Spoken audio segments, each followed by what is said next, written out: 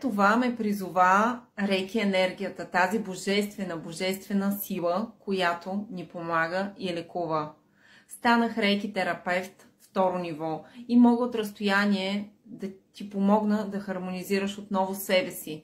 Можем да хармонизираме дадена ситуация. Например, ако водиш дело, то да се развие по най-добрия за теб начин, или някаква друга ситуация, каквато и да е, предстои ти изпит или пък нещо друго, някакво друго предизвикателство. С рейки също можем да спомогнем много за такива ситуации.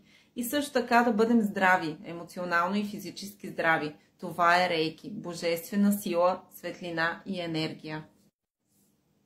И така, търсейки още методи и начини от холистичната медицина да запазя своето здраве, да запазя здравето на семейството ми и да помагам на всички вас, които търсите алтернативни начини и методи, се докоснах до скенер терапията. Това е уреда, с който се извършва скенер терапията. С помощта на неговите електроимпулси, които подаваме на нашия организъм, той спомага по естествен начин самия наш организъм да се справи с нашите неразположения във всяка една наша система и при всеки един наш орган. Спомага много и при травми, при дискови хернии, дископатии и при абсолютно всички наши неразположения, които са на физическо или на емоционално ниво. Можем да балансираме нашите хормони, също така да балансираме нашите емоции и още много други. Това е един прекрасен метод и начин, който спомага естественото изцеляване на нашия организъм.